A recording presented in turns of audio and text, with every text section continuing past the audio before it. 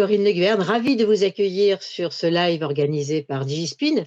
Avant de rentrer dans le vif du sujet, quelques mots pour ceux qui ne connaîtraient pas DigiSpin. Nous sommes un cabinet conseil spécialisé dans la transition digitale des PME, qui s'appuie sur une communauté de 150 consultants présentant une très très large palette de compétences. Notre conviction, c'est que cette transformation doit viser la mise en place d'un digital maîtrisé, qui permet de saisir toutes les opportunités, qu'elles soient de croissance, d'efficience, voire de réinvention de l'activité, et d'atténuation des risques ou des craintes qu'il génère, en particulier des différents personnels. Et cette transition doit être aussi centrée sur le facteur humain, et on en reparlera pas mal aujourd'hui, dans une approche progressive, s'appuyant sur de l'intelligence collective des parties prenantes, qu'elles soient internes, externes, et une volonté partagée d'innovation. Alors effectivement, l'innovation digitale révolutionne aussi la conduite de projets. Il est indispensable d'adopter une démarche agile et de travailler, je dirais, dans la co-construction. Comme nous l'avons déjà évoqué à plusieurs reprises dans le MOOC DigiSpin, de la numérisation à la transition numérique, le manager a un rôle essentiel dans le succès collectif de cette transition digitale. La communication et la collaboration avec les équipes sont des incontournables. Des équipes informées, impliquées dans cette digitalisation, seront plus engagées, confiantes et performantes et plus à même de tirer parti des nouvelles technologies et de mettre en œuvre de nouveaux usages. C'est pourquoi aujourd'hui, il nous a semblé intéressant de parler avec vous de QRT, qualité relationnelle au travail. Alors pour ce live, comme vous le voyez ici sur cet écran, nous avons plusieurs invités. Un expert, Olivier Bourrel, qui est consultant de la communauté d'experts DigiSpin et aussi médiateur professionnel certifié par le PML, et aussi trois professionnels pour témoigner des bénéfices de la QRT pour leurs organisations. Madame Ruffat, qui est directrice de soins à Libourne, et Madame Gultekin, DRH à Bordeaux, et aussi, bien évidemment, Monsieur Priant, qui interviendra, qui est fondateur des établissements Priant et président du club des chefs d'entreprise de la Creuse. Vous voyez, un très beau parterre, aujourd'hui des témoins qui vous parleront aussi de ces bénéfices.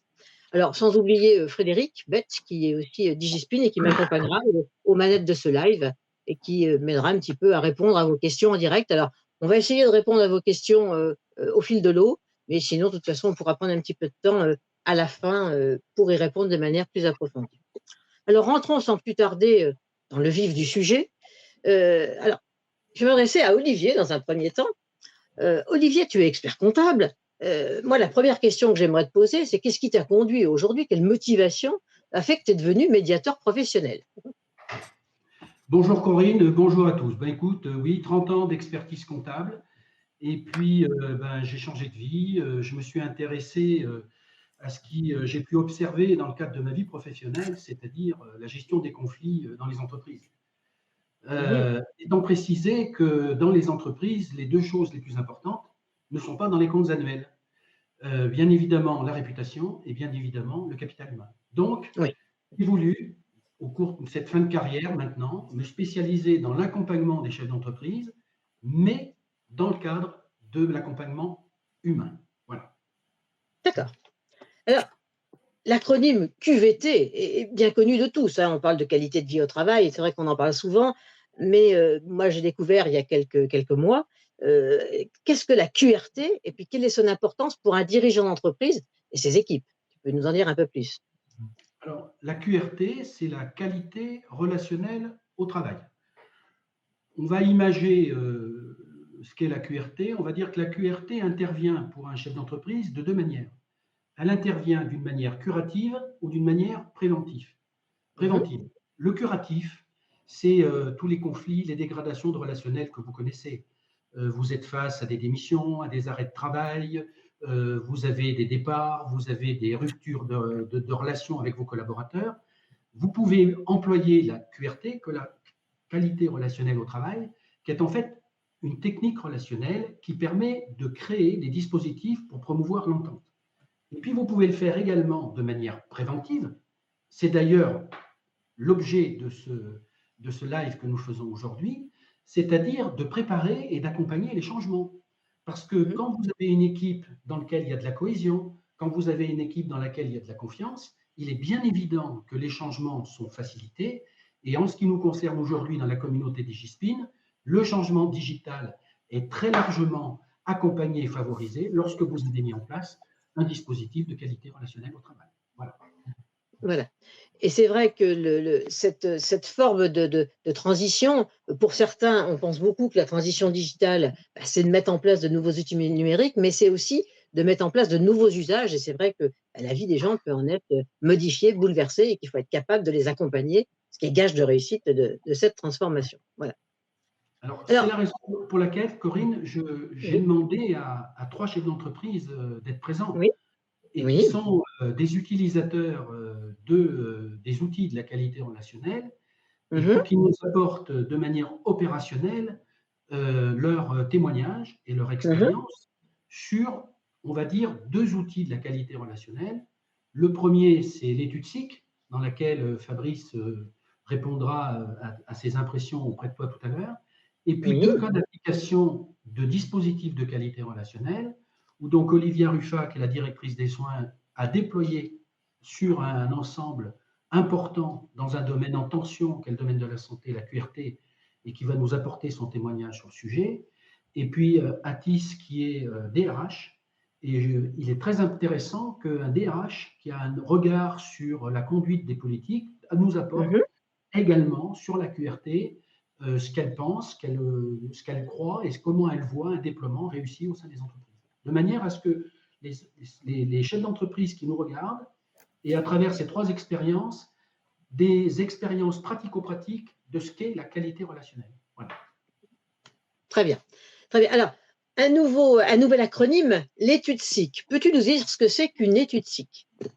Alors, l'étude SIC, système en interaction et en communication. C'est un modèle qui a été mis en place dans les années 90 et qui permet de comprendre comment on communique. D'abord, on communique avec soi et ensuite, on Mhm, communique avec les autres. L'avantage, la particularité, la singularité de cet outil, c'est qu'il est interactif. Il ne dit pas voilà comment je suis, voilà et comment est l'autre. Il dit comment on communique à deux. Donc, on touche la mhm, bah oui. communication et la relation. Donc, il Mhm. existe 13 schémas transactionnels, intéressant de connaître le sien, mais je trouve que sur ce sujet, qui est un sujet que je vous invite à découvrir, je t'invite à interviewer Fabrice, qui a eu avec moi une restitution SIC début mai, pour qu'il te dise comment lui, en tant que chef d'entreprise, il l'a vécu, tout simplement. Voilà, pour illustrer mon propos. Alors, passons effectivement à cette illustration. Alors, Fabrice, si mes fiches sont bonnes, on va dire, vous êtes le fondateur des établissements Priant. C'est une entreprise de 40 salariés qui travaille dans le monde des espaces verts. Alors, je ne sais pas si on doit dire paysagiste, je ne sais pas si on doit dire horticulteur ou c'est un petit peu un mélange de tout cela, vous nous direz. Et vous avez eu l'occasion de faire une restitution SIC avec Olivier au mois de mai. Alors, j'aimerais vous poser comme question, quel est pour vous l'apport principal de cette étude SIC? Qu'est-ce que ça vous a apporté? D'abord, bonjour à tous. Alors, moi, j'ai rencontré Olivier dans le cadre de notre club d'entreprise. Alors, je reviens juste un peu sur mon activité. Alors, en fait, J'en prie. on dit plutôt paysagiste et en fait, on a une activité aussi dans le bâtiment gros œuvre, Ah, d'accord. maçonnerie couverture. Donc, ce qui nous amène aussi un relationnel avec d'autres types de collaborateurs qui ne sont pas forcément les mêmes entre le paysage et le bâtiment. Donc, c'est aussi Mhm.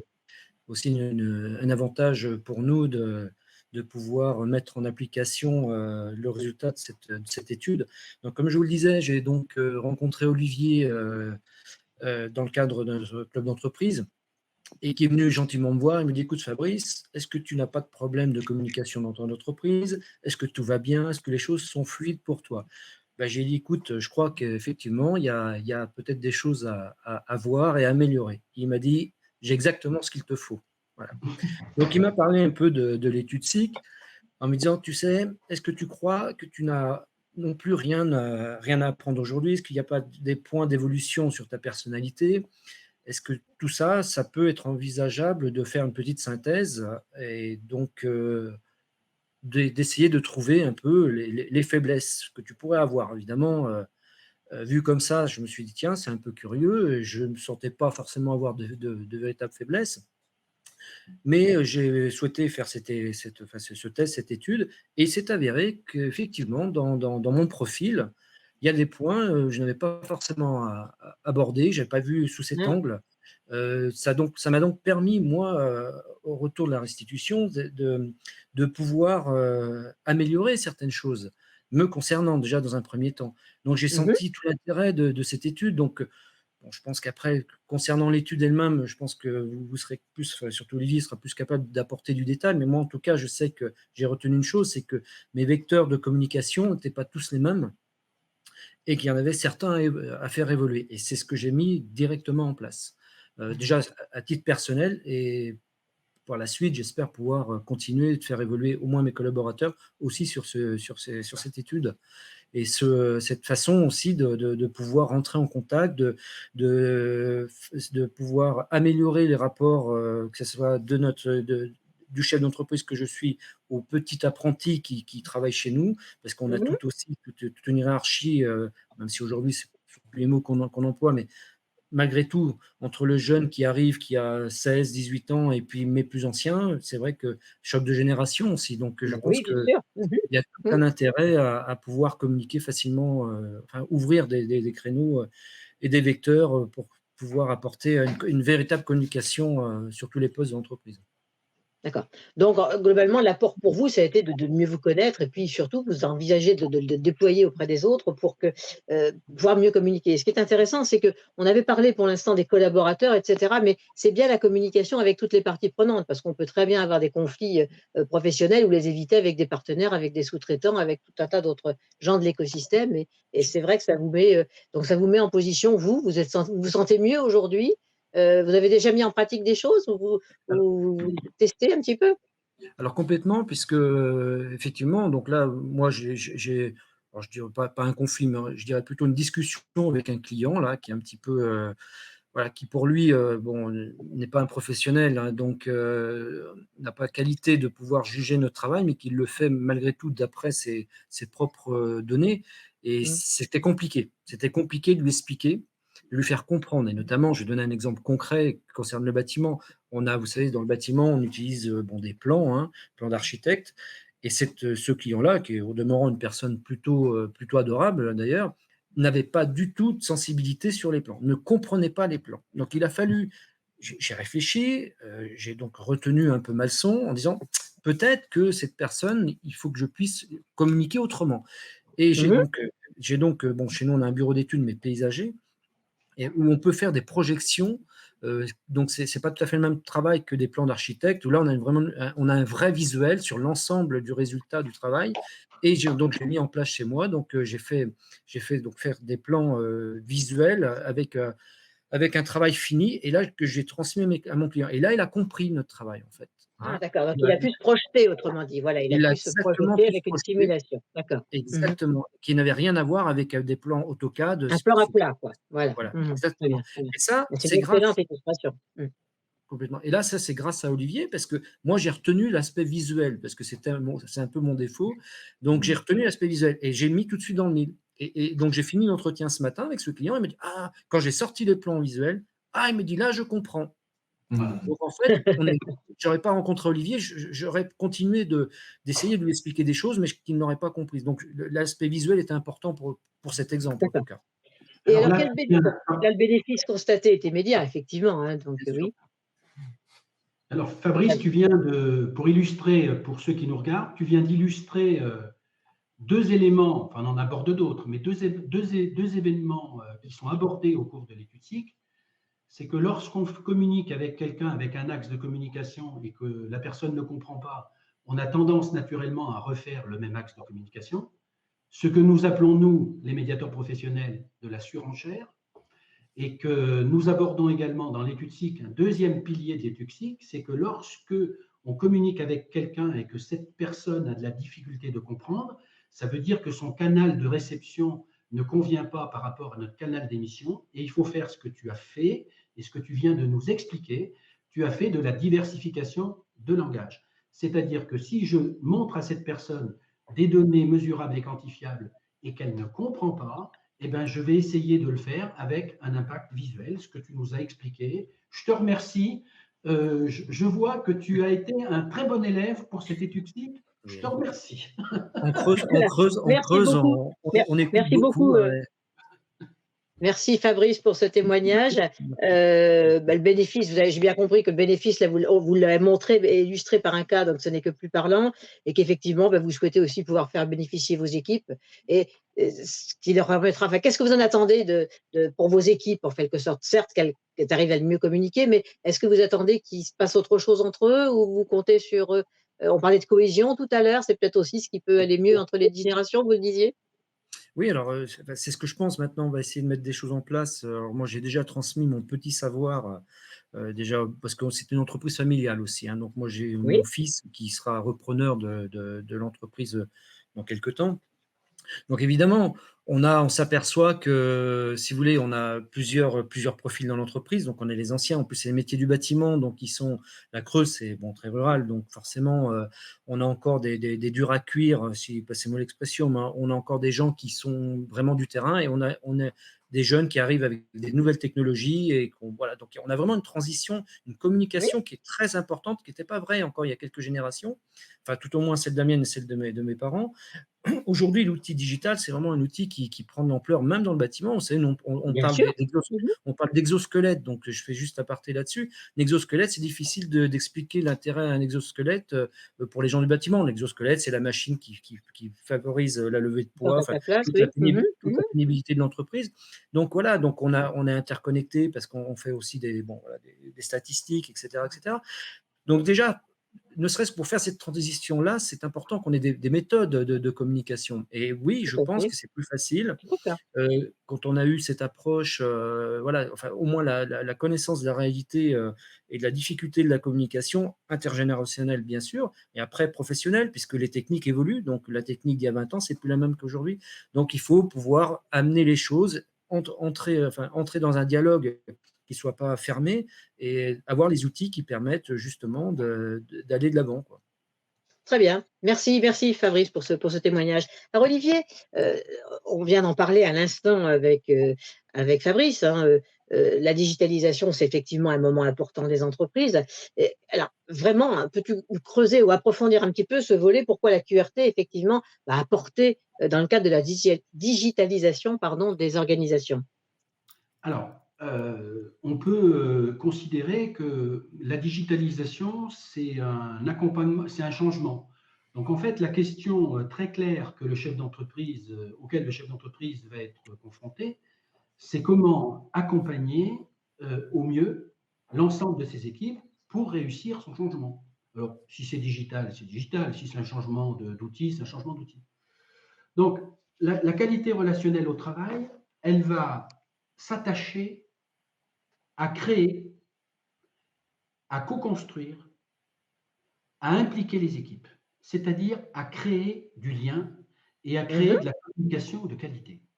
C'est-à-dire que les médiateurs professionnels considèrent que lorsqu'il y a une entente durable, lorsque les gens sont en bonne relation, lorsqu'il n'y a pas de dégradation de la relation, lorsque les gens sont en cohésion, l'implication est naturelle, et lorsque l'implication est naturelle, l'adhésion au changement est induite. Alors, c'est un travail qui repose sur des techniques, ça s'appelle de l'accompagnement en qualité relationnelle, c'est une discipline qui est pratiquée par des médiateurs professionnels certifiés et habilités par l'école professionnelle et de la médiation. Mmh. Mmh. Ça prend un peu de temps, c'est de la culture, il faut l'approprier. Il y a une dizaine de techniques, c'est par l'expérimentation qu'on arrive à les maîtriser. On forme aussi bien les managers pour les monter en compétences. Et puis ensuite, il y a tout un volet où on peut mettre en place des ateliers participatifs avec les collaborateurs. Donc, ça permet de travailler sur la cohésion d'éthique. Je voudrais rajouter quelque chose sur la QRT. Au moment où on parle beaucoup de la responsabilité sociale des entreprises, la QRT est un outil RSE. Au moment où on parle de la marque employeur, c'est-à-dire où derrière votre entreprise, il y a un savoir-faire, eh bien, il est évident que travailler sur des dispositifs d'entente est un élément qui est structurant. Et puis, je voudrais rajouter quelque chose, si tu me permets, sur la QRT. Je t'en On prie. a une vraie problématique aujourd'hui dans les entreprises. Cette problématique-là, c'est le turnover et c'est de garder les équipes. Eh bien, moi, je pense que de faire travailler les gens ensemble dans une bonne entente, de leur apprendre à améliorer leur communication. Ce n'est pas perdre son temps, c'est travailler pour le court terme, pour le moyen terme et je pense aussi pour le long terme. Voilà. Donc, Très bien. c'est là-dessus, si tu veux, que la QRT se situe, c'est-à-dire un élément curatif, comme je l'ai dit tout à l'heure, pour gérer des crises, mais un élément préventif pour préparer le changement, préparer les équipes et ne pas arriver en disant on va changer et puis où on découvre qu'il y a un taux d'implication qui n'est pas très bon et qui peut cacher, par contre, un problème de cohésion sous-jacent. Et c'est Oui. parfois au moment des digitalisations ou c'est parfois au moment des changements que l'on a des mauvaises surprises. Voilà. Et pour aller dans ton sens, je rajouterais, si tu me permets, c'est-à-dire qu'effectivement, on est allé, les enfin bon, j'ai un certain nombre d'années d'expérience, mais les changements, on a vécu des changements l'an 2000, on a vécu le changement euro, on a vécu des changements comme ça, mais depuis quelques années, j'allais dire que le changement, il est plus, conjoncturel. C'est-à-dire, c'est pas à un moment donné, on va changer ou on est obligé de changer, il est structurel. C'est-à-dire qu'on est en changement permanent. C'est-à-dire que les gens doivent forcément s'adapter et donc ce changement, certes, la digitalisation, c'est la même manière, elle doit se faire aussi progressivement, mais ces changements, ils sont maintenant permanents en quelque sorte. Et donc, il y a toujours une adaptation à faire et d'où l'intérêt de bien se parler, de bien communiquer et de gagner la cohérence pour avancer tous ensemble. Alors, tu as invité à ce live Madame Olivia Ruffat. Madame, donc merci d'être venue. Donc, vous êtes directrice de soins Nord-Gironde, basée au centre hospitalier de Libourne, et vous dirigez 5 sites qui représentent plus de 2000 lits et plus de 4000 agents, si je ne me trompe pas.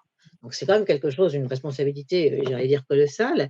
Et vous avez initié une démarche pluriannuelle de déploiement de la QRT au sein de ces 5 sites. Alors, pourquoi ce choix managérial innovant? Pourquoi avoir mis ça en place, en plus sur une démarche pluriannuelle? Donc, ça veut dire que pour vous, c'est un chantier stratégique conséquent. Qu'est-ce qui vous a motivé? Je vous remercie et je remercie en effet Olivier de me joindre, de me permettre pardon, de me joindre à ces échanges tout à fait enrichissants. Tout d'abord parce que vous l'avez dit, les établissements de santé nous représentant par structuration et par site des forces vives de beaucoup de professionnels de santé. Et il n'est plus aujourd'hui à prouver que les établissements de santé et médico-sociaux sont toujours de tout temps à jamais, au cœur des crises, au cœur des tensions, au cœur de tout ce que va traverser l'humanité d'assez remarquable et phénoménal. Il y a toujours de près ou de loin l'intervention des soignants. Et très près de nous, on en parle encore beaucoup, hein, la crise de la Covid-19 qui a durablement impacté, mis en lumière le travail d'hommes et de femmes au service de populations, au service du soin. Donc, finalement, c'est nous définir en tant que soignants, professionnels de santé, puisque moi je suis directrice des soins, donc je suis un des adjoints d'une grande équipe de direction, donc qui œuvront tous les jours pour cela, hein, au service de la population et des citoyens qui ont toujours à un moment donné de leur vie, pour eux ou pour leur famille, besoin du système de santé. Eh bien, puisque nous sommes par essence toujours au cœur des crises, au cœur des tensions, au cœur des difficultés, et en même temps au cœur des doutes de tous les jours, j'ai envie de dire. À chaque fois que nous avons eu nous-mêmes affaire pour nous-mêmes ou pour notre famille au système de santé et à l'hôpital, c'était jamais une bonne nouvelle, c'était jamais un bon moment et on était pour le moins toujours en tension, inquiet et donc au cœur parfois même de tsunamis émotionnels en définitive. Donc quand on se dit ça, on se dit qu'en fait, en tant que soignants nous-mêmes, nous vivons dans des situations et au cœur de situations de crise qui sont interpersonnelles pour chaque personne qui vient, 2000 lits et places, c'est autant de patients qui sont présents et pour lesquels chaque histoire de vie, c'est une microfracture, c'est un traumatisme, c'est douloureux et c'est émotionnellement parfois très facilement débordant. Donc quand on a dit tout ça, le manager que je suis ne peut pas ne pas considérer l'importance et l'impact de se soucier de la qualité de travail des professionnels de santé, du prendre soin. Vous savez, plusieurs fois, les ministres qui se succèdent ont eu ces formules que nous faisons nôtres, puisqu'elles sont pleines de sens. Prendre soin de ceux qui soignent. OK, mais prendre soin comment? Alors, le milieu de la santé, donc a cette caractéristique-là et il partage aussi la caractéristique de la transformation. Olivier Bourrel nous expliquait remarquablement l'impact du changement hein, sur les comportements et l'impact de considérer l'accompagnement du changement. Eh bien, en santé, nous avons aussi à traverser tous ces bouleversements. La digitalisation en fait partie, mais pas que. Les avancées médicales, les avancées technologiques, les avancées sociétales et les modifications sociétales. Donc finalement, comment accompagner mieux au changement les collaborateurs? Tout ça, vous voyez, c'est des pistes déjà d'éléments où je réponds pour partir à votre question, pourquoi avoir fait ce choix innovant de la QRT? Eh bien, je m'arrêterai ensuite sur cet élément. Vous avez évoqué, madame, la notion de QVT, la qualité de vie au Mmh, travail. Je suis très mmh. attentive à un élément assez proche de nous, puisqu'il y a maintenant un an, 31 mars 2022, a été intégré au Code de travail la transformation de QVT vers QVCT, la qualité de vie et des conditions de travail. Eh bien, ce petit C rajouté, pour moi, il est précieux. Parce que s'intéresser à la QVCT, c'est s'intéresser aux conditions de travail de nos collaborateurs. Et aller au-delà, pourquoi pas des baby-foot, pourquoi pas des massages. Mais quelles sont les conditions d'exercice professionnel des collaborateurs? Ça, c'est la question. Et pour moi, la question de la qualité relationnelle au travail vient répondre à cet endroit précis des conditions de travail et permettre un accompagnement autour de cette prise de conscience qu'il y a une ingénierie relationnelle, cette prise de conscience qu'il y a une façon d'être en communication qui permet de prendre soin, de bichonner, d'affiner ces conditions de travail, alors c'est important et alors c'est ma responsabilité en tant que manager de pouvoir implanter ce type de dispositif. Donc c'est vrai que vous avez répondu à la deuxième question que j'allais vous poser. Quels bénéfices attendez-vous? Bah, c'est clair, vous l'avez dit, c'est l'amélioration des conditions de travail de vos équipes et donc c'est vrai on entend beaucoup que les équipes de santé sont quelquefois, agressées, non seulement verbalement, mais aussi, quelquefois physiquement malheureusement et c'est vrai qu'avec, les outils de la QRT, on peut ne pas faire envenimer ces conflits ou mieux les gérer sûrement. Exactement, c'est tout à fait ce que vous dites est tout à fait exact et je citerai, hein, les travaux, tout à fait remarquables de Jean-Louis Lascaux et de toute son équipe de médiateurs professionnels, ces travaux qui sont riches de sens et de rigueur au service des relations humaines et qui, finalement, c'est une vraie révolution qui est en marche, en fait, hein. C'est comment je vais considérer dans ma relation à l'autre sa propre légitimité. Voyez? Et ça change complètement les choses. Donc, on nous parle en effet d'un paradigme de l'altérité, hein, mais d'une altérité rationnelle. C'est-à-dire que nous allons pouvoir ainsi, dans le cadre des relations de travail, pouvoir penser une communication différente. Une communication qui va s'arrêter sur les faits plutôt que sur les interprétations, Oui, sur les d'accord. Mmh. ressentis plutôt que sur la mise sous contrainte et sur les conséquences plutôt que sur les prêts d'intention. Et c'est complètement changer la façon de faire et la façon de voir. Et donc, il paraissait tout à fait, c'est un chantier ambitieux, vous l'avez noté, hein, vu les Mmh, 1000 mmh, agents mmh, qui mmh. travaillent. Donc, un groupe de cadres supérieurs de santé a déjà été formé à la qualité relationnelle au travail. Le groupe des directeurs d'établissement sera formé à l'automne 2023 et plusieurs groupes vont pouvoir être formés ainsi et venir que nous puissions intégrer ce nouvel mode de communication en plus des différents médiateurs professionnels déjà formés dans l'établissement. Bah, écoutez, Euh, merci beaucoup parce que j'ai c'était une très, très question enrichissant. j'ai une dernière question pour toi, Olivia. Comment a été accueilli ton plan d'action QRT par tes équipes? Parce que aujourd'hui, je me mets à la place d'un chef d'entreprise. Tu nous as expliqué avec beaucoup de conviction et d'enthousiasme le chantier. Nous savons que les centres de santé sont dans le cadre de politiques publiques, il y a des opérateurs, l'ARS, il y a également dans les organisations de l'hôpital du personnel, il y a aussi beaucoup d'organisations syndicales. Donc je pense que c'est intéressant pour un chef d'entreprise de dire, mais quand tu as présenté ce dispositif de QRT rapidement, comment ça a été accueilli? Mmh. Parce que Merci Olivier. Alors, le niveau de réaction va être en fonction des interlocuteurs et tu l'as déjà évoqué d'ailleurs dans ton interrogation, bien entendu. Alors, le chef d'établissement, hyper emballé à l'idée, voilà, qu'on soit novateur dans un faire autrement, parce qu'en tant que chef d'établissement, ben voilà, le souci de ses collaborateurs est important. Il a envie que l'entreprise elle fonctionne, et c'est un vrai levier de performance. Voilà. Au moins, on va performer en étant attentif aux conditions de travail. Et ça, la démonstration, ça fait plusieurs années qu'on peut l'apporter. Et ce champ-là, il a suivi avec beaucoup d'enthousiasme. L'encadrement supérieur, bon, c'est mes N-1, c'est les N-1 de l'établissement, donc je leur ai présenté en disant, vous allez voir, c'est super et tout. Donc, OK, avec curiosité et envie de se dire, waouh, super, si on peut avoir des outils pour faire mieux, alors on est preneur.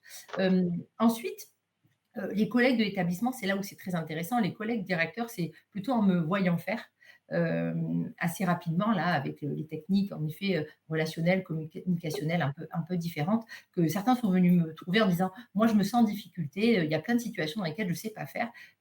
J'aimerais bien une formation, qu'est-ce que tu pourrais, à quoi tu penses? Et voilà, donc on est plutôt venu vers moi pour me demander, et du coup, on a pu porter cette proposition que toute l'équipe de directeurs soient formés ensemble sur 3 jours à la qualité relationnelle au travail. Quant aux représentants du personnel, alors, c'est-à-dire que le dispositif, c'est tellement efficace et c'est tellement waouh, novateur et en même temps, ouais, efficace, hein, c'est le mot, bah, que du coup, ça leur fait un peu peur parce que c'est leur rôle à eux, hein, de défendre le personnel, c'est leur rôle à eux, en tant que représentant du personnel, de pouvoir être ceux qui vont faire de la négociation, arrondir les angles, en tout cas représenter les agents et se dire que du côté de la direction, ben, il y a des professionnels, on n'est pas que des grands méchants loups, mais on est aussi là au service de l'humain, au service du prendre soin, et qu'on va être attentif. Alors, il a fallu apporter beaucoup d'éléments de nature à pouvoir les rassurer, et j'ai fait la demande qu'il y ait aussi un groupe de formation pour eux, par rapport, puisqu'il existe ce module qui a été relationné au travail auprès des intervenants sociaux, pour qu'ils puissent eux-mêmes bénéficier du dispositif. Je te remercie. Très bien, très bien. Avant que nous continuions pour la poursuite des témoignages, Fred, est-ce qu'il y a des questions particulières ou on poursuit, on les traitera à la fin? Qu'est-ce que tu nous dis? Non, non, on peut continuer, je regarde, on a D'accord, d'accord. Je réponds en direct aux questions éventuellement, n'hésitez pas. Alors, tu as aussi invité, Altis, qui est aujourd'hui, DRH externalisé, si j'ai bien compris, et C'est vous ça. êtes en train de vous former. Vous êtes en train de vous former, à la médiation professionnelle aussi. L'intérêt, ça va être, de vous apporter un éclairage un petit peu différent en tant qu'approche par le métier de la RH, effectivement, sur l'intérêt de la QRT pour la digitalisation. Donc pour vous, c'est une pratique qui est innovante et pourriez-vous nous en dire un petit peu plus? Comment le ressentez-vous et comment vous le voyez? Voilà. Oui, bien sûr. Tout d'abord, merci à Olivier de m'avoir invité auprès de tous ces professionnels à cette présentation aujourd'hui. Merci à Fabrice parce qu'il a illustré de manière assez utile l'utilisation de son SIC dans son quotidien professionnel. Merci également à Olivia qui explique comment concrètement on peut déployer le dispositif de QRT dans un établissement comme le CH de Libourne. Donc, merci à tous ces intervenants et évidemment, merci à vous, Corinne et Frédéric, pour l'organisation. Donc, pour répondre à votre question, pourquoi la QRT est une pratique managériale innovante par rapport à la digitalisation ? J'aurais tendance à dire que certains auteurs vont souvent dire que l'humain est le moteur de la digitalisation. Moi, je dirais plutôt que l'humain est le chauffeur de la digitalisation. Pourquoi ? Parce que sans lui, c'est comme acheter une voiture qui ne sera pas conduite. Et le moteur de l'humain, ce sont ses émotions. La QRT traite précisément de ces émotions et elle est innovante par rapport à d'autres pratiques managériales car elle va accompagner en fait cet humain, cette collectivité dans la transformation de ces émotions en rationalité. Olivier l'a dit tout à l'heure, ce courant de rationalité qui nous est venu de Jean-Louis Lascaux. Donc dire que la QRT peut accompagner par exemple une personne qui est en colère, qui est hors d'elle et qui est dans un état émotionnel fort, voire même négatif, vers un état de rationalité, c'est assez nouveau. Et c'est en ça que la QRT, elle est innovante, parce qu'elle va s'appuyer sur ce courant de pensée de rationalité et elle va venir compléter des courants qu'on a l'habitude de côtoyer dans les organisations, des courants psychosociaux ou des courants organisationnels qui viennent des théories des organisations. Et la QRT va offrir ce point de vue distancé qui va faire toute la différence, toute la singularité et qui va permettre l'obtention de cette implication libre, de cette véritable liberté de choix de chaque individu de rentrer dans un processus de changement, comme par exemple la digitalisation. Mais vous l'avez aussi dit tout à l'heure, Corinne, le changement aujourd'hui, il est partout, il est tout le temps. L'être humain, il est tout le temps en train de changer. Donc des fois, ça fait des gros changements, un peu comme la digitalisation. On parle de plus en plus aussi de l'IA. Donc, en réalité, la QRT, elle peut être présente à tous les stades. C'est en ça qu'elle est innovante. Très bien. Alors, je reviens sur mes notes. On parlait de pratiques innovantes et les bénéfices, donc effectivement, c'est de pouvoir mieux accompagner vos entreprises dans le changement et c'est en sens innovant que de la relation dans le travail, effectivement, que vous nous racontiez tout cela. Alors, les bénéfices, ils vont un peu au-delà, c'est effectivement accompagner, mais c'est aussi réussir le projet, c'est éclairer, on va dire, le projet auprès du personnel, auprès des salariés, mais c'est aussi permettre la pérennisation. Olivier l'a dit tout à l'heure, quand les gens s'entendent bien, les gens arrivent à changer un certain nombre de choses. Néanmoins, quand ça ne va pas, quand la relation elle est dégradée, les dispositifs de QRT peuvent également intervenir. Donc finalement, quand il y a une entente, on peut utiliser la QRT pour pérenniser les comportements, notamment les nouveaux comportements, et éviter le « avant, c'était mieux ». Et dans les relations un peu dégradées, ça va venir à travers des dispositifs d'accompagnement individuel ou collectif, de permettre de réussir cette transformation. Il y a eu une étude qui a été faite par la BPI France en 2017, me semble-t-il, où 28% des dirigeants qui ont été interrogés sur la transformation digitale ont indiqué qu'un des 4 principaux freins de cette transformation était les résistances au changement. Donc c'est là où en fait la QRT peut aussi permettre de réussir et de pérenniser les projets comme la digitalisation. C'est un exemple effectivement frappant que vous nous donnez là. Ce que je vous propose, votre témoignages ont été extrêmement riches, avec des projecteurs positionnés différemment. Le premier témoignage de Fabrice, effectivement factuel, hein, ça m'a permis de mieux travailler avec un de mes clients. J'étais pas sur les mêmes canaux, ça m'a permis justement de pouvoir lui présenter différemment et ainsi d'établir une excellente relation avec lui. Au CHU, c'est des bouleversements tous azimuts qui peuvent arriver de multiples facteurs, qu'ils soient médicaux, sociétal, etc. Et j'ai beaucoup aimé votre expression « prendre soin des soignants » qu'on a entendue, mais qui est importante, et surtout cette révolution des rapports à l'autre, c'est-à-dire au moins considérer l'altérité, c'est-à-dire vraiment prendre de l'importance pour celui qu'on a en face de soi et faire tout pour que la relation se passe de la meilleure possible. Donc une notion de respect, une notion d'équité qui s'inscrit aussi complètement dans ce qu'on appelle développement durable et respect de toutes les parties prenantes, hein, ça rentre ici. Et puis, effectivement, ce que nous dit Atis aussi, c'est cette capacité à passer des émotions à la rationalité. Alors c'est toujours très, très difficile et de faire en quelque sorte le changement ensuite peut être accueilli bienveillant, c'est-à-dire que c'est plus quelque chose qui est imposé, mais on est pris dans un mouvement qu'on juge naturel et qu'on peut beaucoup mieux. Donc on voit que quand même la QRT va nous donner des choses extrêmement importantes. Alors Olivier, je vais revenir à toi. Est-ce que tu pourrais nous dire aujourd'hui sous quelle forme tu accompagnes les dirigeants, leurs collaborateurs sur ces sujets-là? Comment tu t'y prends? Alors, je suis aujourd'hui médiateur professionnel à temps complet. Hein, je ne fais plus d'expertise comptable. Je suis médiateur professionnel et formateur en qualité relationnelle. Donc, pour répondre aux 2 aspects de la qualité relationnelle, on va dire qu'il y a le mode crise. Quand il y a un conflit, j'interviens en tant que médiateur. Et lorsqu'il y a une dégradation de la relation ou un accompagnement au changement, j'interviens dans le cadre de la qualité relationnelle. C'est la raison pour laquelle j'ai créé un centre de formation qui s'appelle AOC Médiation et qui propose des formations professionnelles dans le domaine de l'accompagnement. Pourquoi? Parce que c'est par la formation qu'on va pouvoir d'abord convaincre le dirigeant. Parce que je voudrais être très clair aujourd'hui dans ce live, je ne connais pas un dispositif de qualité relationnelle qui fonctionne sans que le ou les dirigeants soient convaincus. Le meilleur exemple qui vient de vous être donné, c'est l'exemple de Fabrice Priant. Fabrice a eu un outil de restitution, il est convaincu, il l'exprime, Il a commencé d'en parler autour de lui. S'il fait appel à mes services après la haute saison au mois de septembre, lorsque je vais faire la réunion avec son personnel, ils en ont déjà entendu parler. Il y a déjà une préadhésion qui est faite.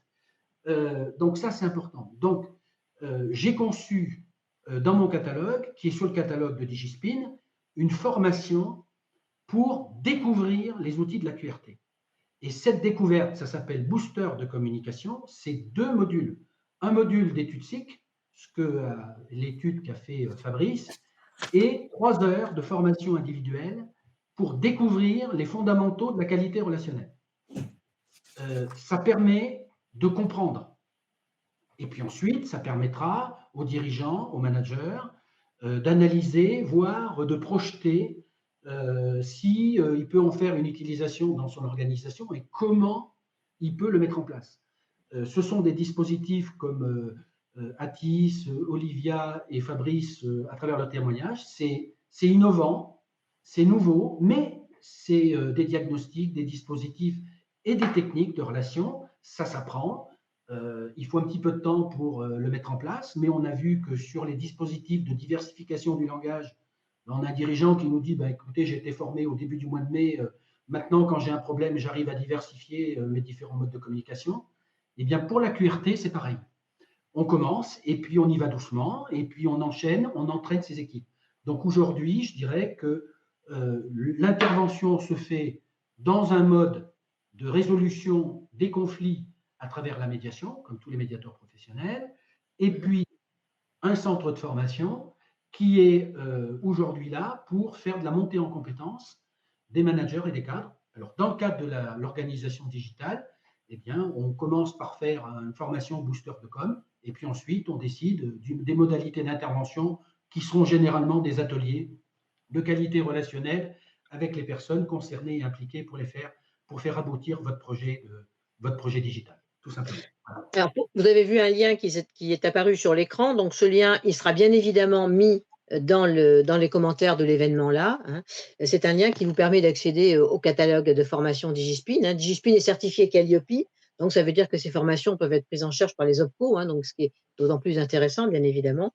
Et vous pourrez donc y accéder sur le lien qui est là. Il y a un autre public aussi qui peut être intéressant et qui d'ailleurs, parce que j'ai vu que dans les inscrits, il y avait pas mal de consultants qui étaient participants. Est-ce que tu peux dire aussi pourquoi un consultant qui n'a pas d'équipe, pas forcément, en quoi la QRT pourrait être quelque chose de très intéressant? Alors, la profession de consultant, généralement, les consultants, ils interviennent auprès d'un certain nombre d'entreprises, de dirigeants. Et en fait, ce que va leur apporter la QRT, c'est peut-être un regard différent sur leur pratique.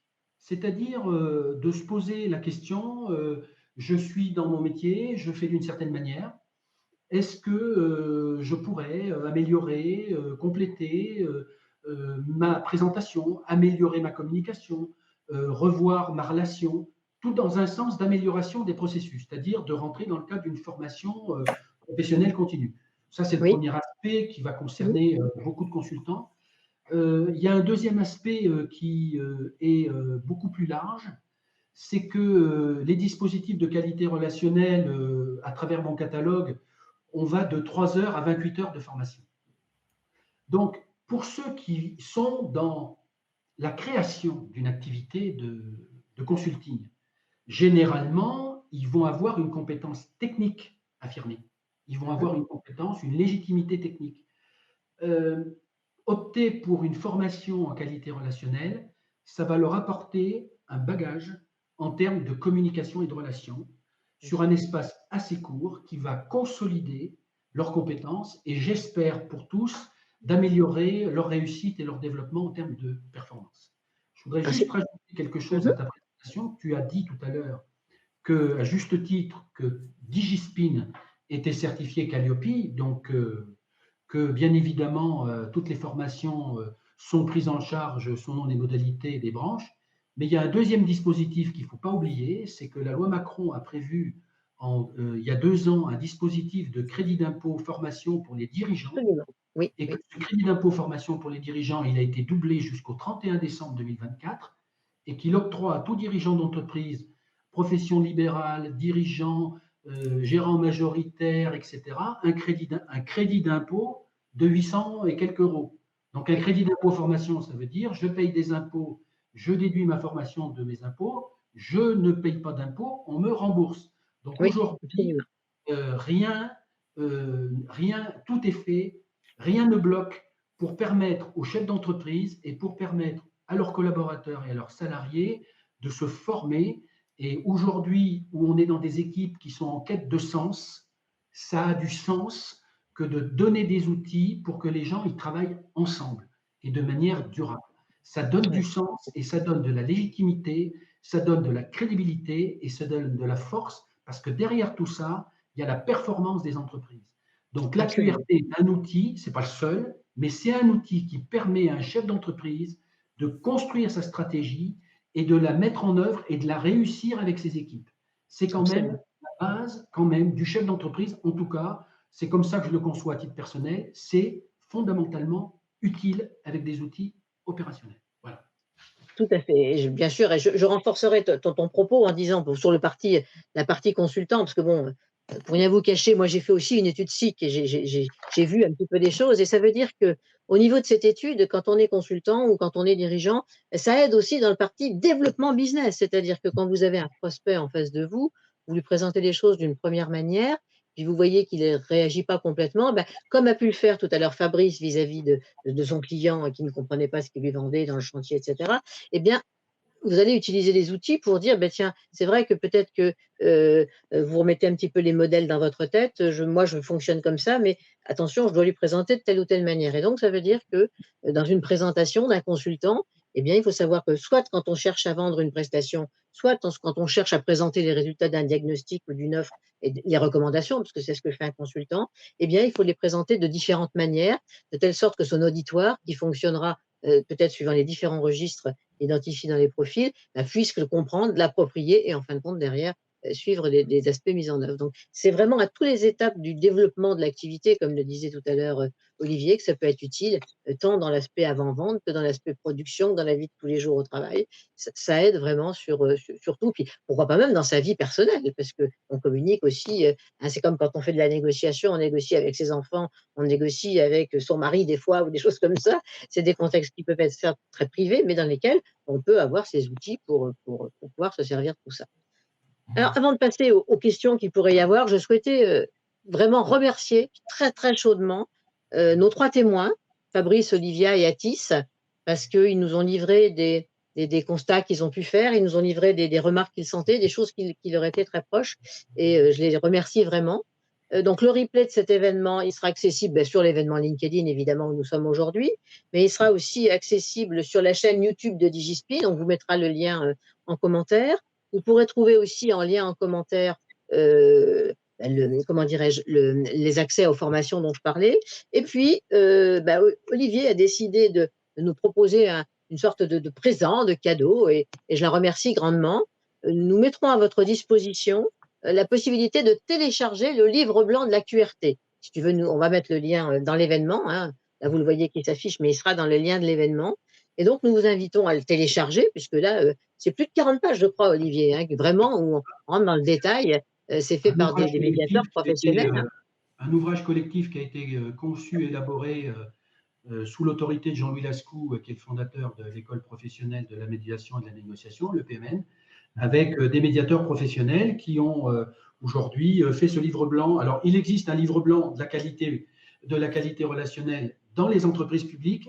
Il existe un livre blanc de la qualité relationnelle dans les entreprises privées. C'est celui-là qui sera en disposition. Et il vient de sortir un livre blanc sur la profession de médiateur. Donc, tout ça pour vous dire que derrière cette profession réglementée, auquel j'en suis certain, Olivia et Atis vont très prochainement appartenir, vous avez un dispositif de la qualité, vous avez des professionnels qui sont formés. La formation de médiateur, c'est plus de 500 heures de formation, c'est de la formation continue, c'est de la supervision, c'est un code de déontologie, c'est des pratiques. Donc, la qualité relationnelle est une matière innovante et surtout, j'espère, à travers ce live auquel tu as bien voulu m'inviter, Corinne, et en présence de Fabrice, Olivia et Atis, que je remercie encore, en présence de Frédéric qui s'est occupé de la technique, te remercier et j'espère vous revoir les uns et les autres dans des formations. À tout bientôt, merci beaucoup. Est-ce qu'il y aurait quelques questions à répondre avant de dire au revoir à tous nos participants à ce webinaire, Frédéric? Pas de questions. Pas de questions particulières, c'est que nous avons été suffisamment clairs. Donc, Voilà. écoutez, merci à tous. Donc, n'hésitez pas à aller voir les commentaires qu'il y aura dans le chat. Nous avons mis des éléments en ligne qui vous ont été montrés là, un certain nombre de liens. Merci à tous et à très bientôt pour le prochain live. Juste une petite annonce, ce prochain live, il aura lieu exactement dans un mois, puisque c'est le 29 juin. Et là, on parlera de la relation au temps. Parce qu'effectivement, on va parler tout à l'heure des freins majeurs qu'il pouvait y avoir dans la digitalisation, qui était le changement, la réticence au changement, on va dire. Eh bien, le temps fait partie de la 2e ou 3e frein aussi identifié par les chefs d'entreprise, suivant les analyses que l'on regarde. Et donc, on parlera de sa gestion au temps pour digitaliser, qui est un élément très, très important. Merci à tous, participants, témoins, Olivier, Fred, à bientôt. Au revoir. À bientôt. Merci, Au revoir. au revoir.